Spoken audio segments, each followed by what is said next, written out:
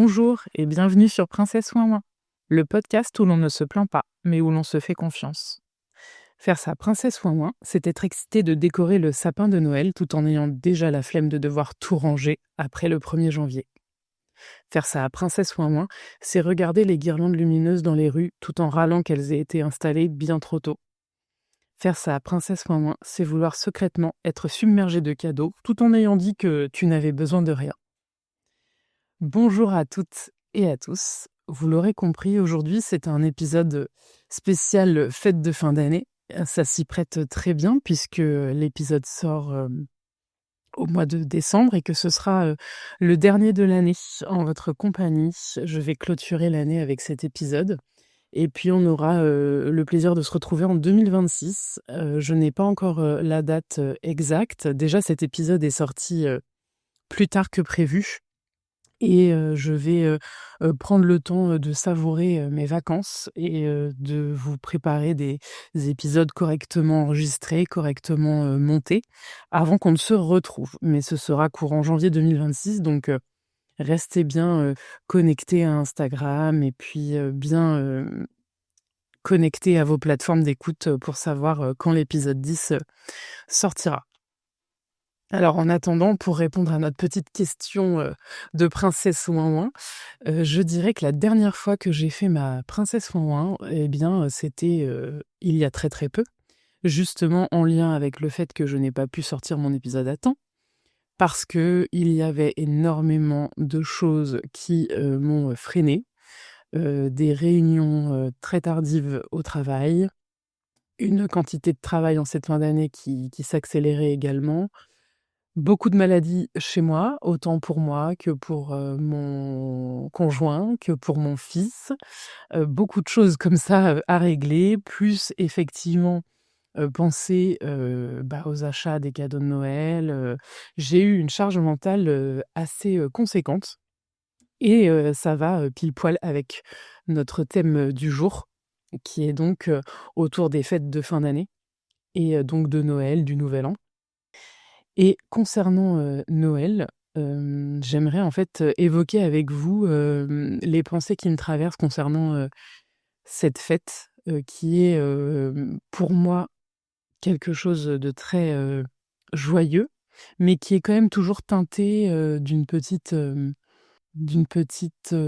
pensée pour les gens qui, je le sais, ne le vivent pas forcément très bien. Je trouve que les fêtes, c'est toujours très ambivalent. Je trouve que, d'un côté, il y a tout qui nous incite, qui nous invite à la fête, que ce soit, les décorations dans les rues, dans notre salon, que ce soit les cadeaux que l'on veut se faire, les vœux que l'on veut, prononcer, les résolutions que l'on veut faire, en fin d'année. Mais je trouve que c'est aussi du coup beaucoup de pression, d'attente, d'argent, dépensé, de mauvais souvenirs pour certains. Et je trouve que tout ça, ça fait vraiment un mélange et je dis ça en tant qu'adulte, bien évidemment. Quand on est enfant, je pense qu'on a quand même, quand on a une famille classique et que tout va bien, on a quand même une magie de Noël. Mais une fois qu'on est adulte, je trouve que ça se teinte de pas mal d'autres choses, d'autres sentiments. Et pour ma part, j'ai beau avoir 35 ans, et avoir vécu beaucoup de Noëls très différents les uns des autres, c'est vraiment une fête que j'affectionne. Noël, c'est une fête que j'adore parce que j'ai beau, voilà, ne pas être spécialement croyante, ne pas spécialement, y donner un sens religieux. Je trouve que c'est toujours chouette, de décorer sa maison, d'y mettre un peu de fantaisie, de sortir, dehors quand il fait nuit à 17h et que c'est un peu déprimant, bah, on a au moins cette consolation, des, guirlandes lumineuses dans les rues, des magasins joliment décorés. Je trouve que ça amène une ambiance assez, particulière.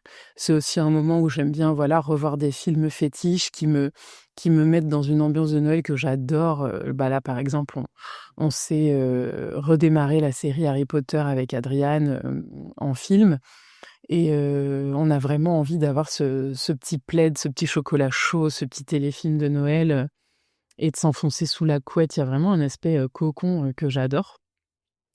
Et puis on a aussi ce sentiment, je trouve, d'envie partagée, de pensées communes autour de ce Noël qu'on partage, tous puisque, on va dans la rue et on voit tous la même chose. On voit tous les décorations et depuis peu, je dirais aussi que là, Noël, reprend, encore plus de magie. Depuis que j'ai mon fils, là, c'est le premier Noël, où il se rend vraiment compte de ce qui se passe autour de lui puisqu'il va bientôt avoir 2 ans. Et j'adore voir, la magie, les étoiles dans ses yeux quand on allume, les guirlandes du sapin, les guirlandes du salon, c'est lui qui réclame à ce qu'on allume le sapin quand on a oublié de le faire et je vois vraiment, qu'il y a, cette, cette insouciance, cette joie pure et ça me rappelle, je pense, ma propre, joie, concernant Noël en tant qu'enfant et en tant que maman, ça fait vraiment, gonfler, mon cœur. Et j'ai déjà hâte de lui offrir, ses cadeaux, en plus, c'est vraiment un enfant qui apprécie, tout ce qu'il peut recevoir, il s'en saisit tout de suite et j'ai vraiment hâte de le voir, être encore plus émerveillé, le jour J. Mais pourtant, Noël, comme je vous le disais, c'est pas forcément que des bons souvenirs. J'ai vécu autant des Noëls en petit comité que des Noëls, où on était, 25 à table. J'en ai vécu, avec, mon père d'un côté, ma mère de l'autre puisqu'ils se sont séparés à un moment donné. J'en ai vécu avec la famille de ma belle-mère. Hem j'ai autant, attendu, avec joie, mes cadeaux que j'ai été, soulagée certains Noëls d'aller, enfin me coucher pour mettre fin à une soirée qui n'était pas aussi festive que prévu. Donc j'ai vraiment vécu de tout comme Noël, mais hem, je pense que j'ai toujours quand même eu, cette joie, arrivée à ce moment de l'année, en fait. Ce qu'il y a peut-être de vicieux dans les fêtes, qu'on soit enfant ou adulte d'ailleurs, c'est peut-être une pression que tout tout doit aller bien, tout doit cocher les cases, hem et en fait, dans la formule «joyeuse fête», qu'est-ce qu'on se dit quand on se dit «joyeuse fête», que ce soit, à quelqu'un, de notre famille ou au boulanger? Je trouve qu'il y a vraiment ce truc de sous-jacent qui veut dire: «Soyez heureux, soyez entourés, soyez festifs, soyez bien repus, soyez gâtés». Soyez aimés, soyez en bonne santé et qu'est-ce que c'est difficile, mais on ne peut pas cocher toutes les cases. C'est impossible, de notre fait ou pas d'ailleurs, mais je trouve que ça met une pression, pour les gens qui, arrivés à cette période, soit de manière chronique, soit exceptionnelle, se sentent mal, se sentent en détresse. On ne peut absolument pas cocher, toutes les cases de cette liste et peut-être même pas en cocher une seule et je trouve que du coup, c'est difficile, peut-être pour ces gens-là, justement, qu'il y ait cette espèce d'effervescence commune et qu'on ne puisse pas aller acheter sa baguette sans qu'on nous souhaite, de passer de joyeuses fêtes. Ce qui nous ramène encore, ça peut être à notre maladie, au fait d'avoir coupé, les ponts avec notre famille, de devoir, être au travail, spéciale dédicace aux soignants, hein, qui n'ont pas, toutes leurs fêtes. Déjà quand ils en ont une, ils sont contents. On peut manquer d'argent, ne pas avoir de quoi gâter, ses enfants.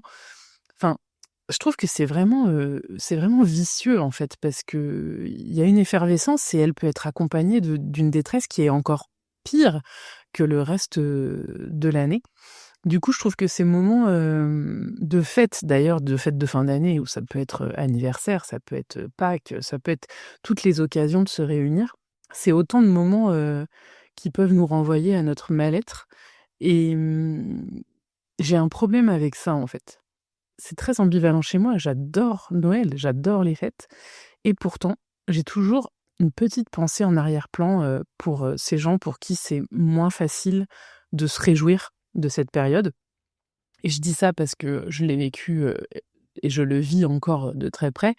Ma mère, par exemple, c'est une, personne qui, petite, n'a jamais connu la magie de Noël et sans rentrer dans les détails, je pense que n'ayant pas connu ça petite, elle a voulu, une fois adulte et une fois maman, faire en sorte que nous, on connaisse cette magie, qu'on soit, vraiment, dans l'attente de ce moment, elle nous faisait faire, nos listes au Père Noël, elle s'arrangeait toujours pour nous gâter. Elle voulait, que la maison soit bien décorée, que le repas soit, vraiment, succulent. Mais, le problème, et c'est pour ça comme pour tout, quand on espère trop d'un moment, quand on y met trop de pression, trop d'attentes, je trouve que c'est aussi le meilleur moyen que tout s'écroule. En fait, moi, j'ai souvent eu l'impression à certains Noëls avec ma mère, d'un soufflet qui retombe et que ça, voilà, ça gonfle, ça gonfle, ça gonfle et le jour J, tout part en fumée.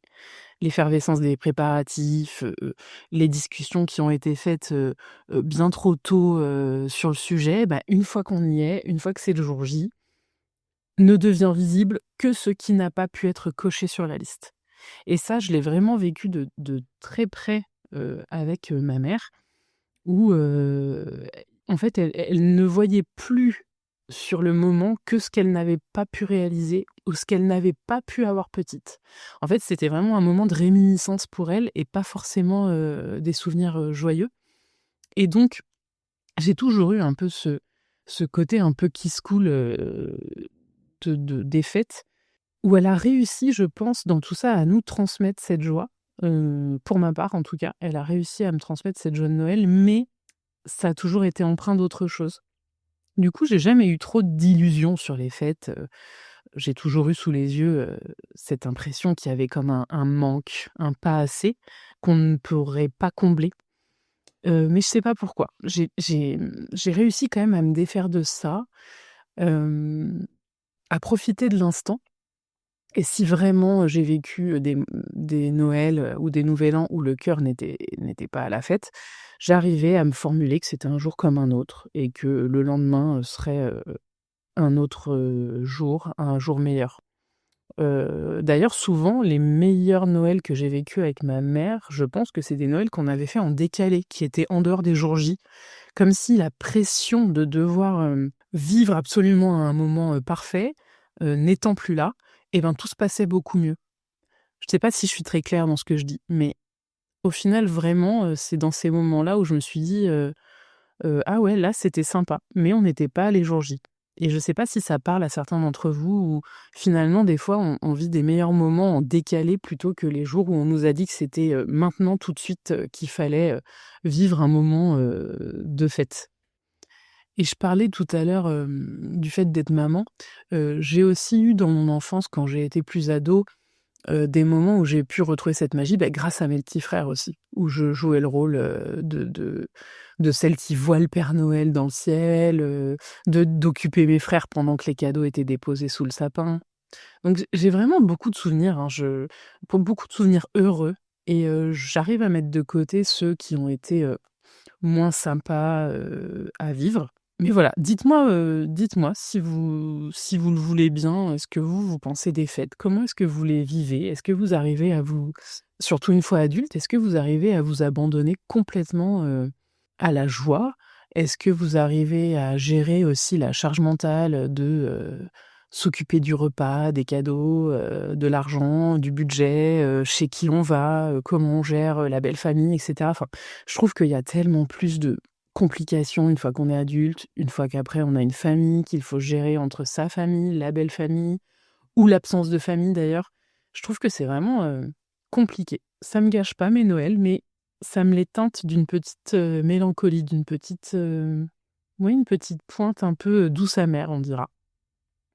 Et puis, je vous dis que j'aime Noël, mais par exemple, le Nouvel An, je l'ai toujours vécu, mais même petite, comme: «Ah oui, là, il faut faire la fête. Il faut se dire bonne année à minuit, donc il faut rester réveillé jusqu'à minuit». Je sais que certaines années, ça me paraissait le bout du monde de devoir rester, réveillé. Et puis, le côté, faire le point, formuler ses vœux, ses résolutions, je sais pas, je trouve qu'il y a un côté très artificiel, où on doit, comme ça, mettre en avant, ce qui a été, bénéfique, pour nous cette année, ce qu'on a réussi à accomplir, ce qu'on s'apprête à accomplir, ce qu'on aimerait se voir accomplir. Je sais pas, je trouve qu'en fait, c'est imposer un moment dans l'année où il faut faire ça, alors que moi, par exemple, j'aime bien, faire le point sur mes projets, un peu toute l'année. J'aime bien, avoir plusieurs phases de redémarrage, j'attends pas janvier, pour, mettre mes projets à exécution, là, par exemple, le podcast, j'ai pris la rentrée de septembre comme, excuse. Des fois, ça va être le début de l'été, des fois, ça va être janvier, des fois, pas, mais je trouve que, voilà, il y a vraiment ce truc où maintenant, en plus, avec les réseaux, on voit tout le monde faire défiler, les réussites de l'année, mois par mois, les meilleurs moments, mais j'aime bien le faire moi aussi, mais je trouve qu'il y a un côté très artificiel, en fait et on a le droit de ne pas, vouloir faire de ces jours des jours spéciaux. Ça me fait aussi penser, rien à voir avec les fêtes de fin d'année, mais ça me fait penser, à la Saint-Valentin. Bon, par exemple, avec Adriane, on n'est pas du tout, dans le délire Saint-Valentin où ce jour-là, on va, s'offrir quelque chose, se faire un dîner. En fait, c'est peut-être une occasion, dans le sens où comme, on a cette date-là, on peut en profiter pour, faire quelque chose, mais finalement, nous, on s'offre des choses un peu toute l'année, on partage des moments un peu toute l'année. Je sais pas, il y a quelque chose qui me dérange sur ces jours où il faut, absolument, être en fête. Voilà, il y a des fois, on l'est pas. Des fois, la santé ne suit pas, des fois, la famille ne suit pas et des fois, juste, on n'a pas le mood, on n'a pas le mood à ça, on n'est pas dedans et en fait, c'est OK. C'est c'est OK d'être comme ça, c'est pas grave et si vous vous retrouvez dans ce que je dis, si l'une de ces fêtes vous met en joie ou au contraire vous plombe, c'est pas grave. En fait, la vie, elle avance. On est libre, de faire, ce qu'on veut de ses journées. On peut se mettre en mode avion et rester sous sa couette à boire un chocolat chaud et ne devoir de rendre de compte à personne. On peut oser dire à sa famille qu'on ne veut pas voir de gens pour Noël. On peut aussi, formuler qu'on a envie de les voir. Ça peut être l'occasion d'aller voir des gens qui habitent loin, qu'on ne voit pas le reste de l'année. Ça peut aussi être le moment de faire une introspection et d'être seul. Ce n'est pas grave, il y a pas de pression, il y a pas de compte à rendre. Donc, je ne sais pas trop comment, terminer ce sujet parce que, bon voilà, je voulais juste vous partager ces petites pensées là en fin d'année, J'ai pas envie du coup de vous dire joyeuses fêtes forcément, puisque ce serait vous mettre une pression que je n'ai pas envie de vous mettre. Peut-être que j'aimerais plus vous souhaiter d'aller bien, d'aller au mieux en cette fin d'année, pas forcément, vis-à-vis des fêtes, juste c'est la fin d'une année civile qui va se terminer, on va passer à l'année 2026. Et c'est peut-être l'occasion pour vous, de prendre, des vacances et en fait, je vous souhaite ces jours les plus, apaisants et reposants possibles. Je vous souhaite de vous ressourcer, que ce soit accompagné ou seul, pour attaquer l'année 2026 dans les meilleures dispositions, dans les meilleures énergies possibles, que vous ayez des résolutions ou pas, que vous soyez juste à continuer de kiffer si vous étiez déjà en train de kiffer ou à recommencer à kiffer si pour vous, ce janvier représente un renouveau. Peu importe, chacun fait ce qu'il veut. Si vous voulez rester le plus loin possible du monde, parce que à chaque fois qu'on vous dit joyeuse fête, ça vous plombe, faites-le. Moi, je vous souhaite juste d'aller bien, mais ça, je vous le souhaite toute l'année, bien évidemment. Donc écoutez-vous, soyez alignés avec vos envies, avec vos ressentis, avec vos sentiments. Et je pense que dans ces cas-là, vous le vivrez de la manière la plus douce possible. C'est ce que je vous souhaite, en tout cas. Moi, je vais, voir un peu de famille, je vais me reposer, j'ai la chance d'avoir des vacances et je vais faire un petit mix, je pense, entre voir des gens et être seule. Ça va me faire du bien. Donc faites-vous du bien. Voilà. Je vais vous quitter quand même avec un petit ABC test. Heu, un peu plus, un peu plus léger que tout ce que je viens de vous dire, mais pour voir un petit peu votre profil de, comment vous vivez, vous, les fêtes de fin d'année. Donc je le rappelle, l'ABC-test, c'est 3 questions, 3 réponses et ça vous donne un petit profil, à la fin. Alors première question, à l'approche des fêtes, ton état intérieur ressemble plutôt à: petit A, une guirlande qui clignote, enthousiaste par moments, épuisé le reste du temps. Petit B, une playlist de Noël en fond, rassurante, familière, sans excès. Petit C, un feu d'artifice émotionnel. Tout est intense, joyeux, nostalgique, peut-être un peu trop. Alors moi je dirais la B. La B, j'ai pu être des fois dans la A, quand j'ai voulu un peu suivre les traces de ma mère à vouloir faire, des fêtes, magiques et puis en fait, on se rend compte qu'au bout d'un moment, à vouloir, gâter tout le monde, à vouloir faire le meilleur repas possible, la meilleure table possible, on s'épuise et depuis quelques années, moi, je suis plus dans le B. Je suis dans quelque chose de doux donc dites-moi vous, ce qu'il en est. Question 2. Si les fêtes étaient un personnage de roman, vous seriez petit A, Bridget Jones à Noël, maladroite, pleine de bonne volonté, jamais comme prévu. Petit B, Anne Shirley, émerveillée par les traditions, même les plus simples. Ou petit C, la narratrice de l'élégance du hérisson, discrète en apparence, mais traversée par 1000 pensées, souvenirs et émotions.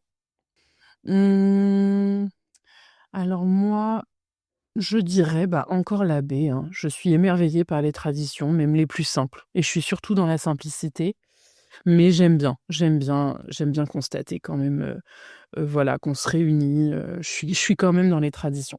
Ouais. J'essaie de prendre de la distance, mais malgré tout, c'est ancré en moi. Et question 3. Le soir du réveillon, tu te reconnais surtout dans cette phrase. Petit A, j'adore être là, mais j'aurais besoin de 2-3 jours de silence après. Petit B, finalement c'est exactement comme ça que j'aime les fêtes. Petit C, c'est beau, c'est fort, mais ça me traverse un peu trop le cœur. Alors là, moi pour le coup, je suis dans la A. J'adore mon moment, je suis très contente d'avoir organisé quelque chose, mais je sais d'avance que ma batterie sociale va avoir besoin d'être rechargée pendant quelques jours. Donc ouais, là je me situe plutôt dans la A. Donc, pour ceux qui ont une majorité de A, ce qui n'est pas mon cas, vous avez les fêtes version survie poétique. Vous aimez l'idée des fêtes plus que leur exécution. Vous donnez beaucoup, vous ressentez fort et vous avez besoin de récupérer ensuite. Votre mantra, je fais de mon mieux et c'est déjà très bien. Ok, effectivement, je vois l'idée. J'aurais pu être un peu comme ça. Mais pour le coup, j'ai eu une majorité de B, donc j'ai les fêtes version cocon. On apprécie les rituels, la douceur, la simplicité. On sait créer une ambiance rassurante sans en faire trop. Notre super pouvoir, faire des fêtes un refuge. Ok, je me reconnais complètement là-dedans. Donc dites-moi, ceux qui ont ça également, moi vraiment je me reconnais sans aucun problème. Et pour ceux qui ont une majorité de C, vous avez les fêtes version ascenseur émotionnel.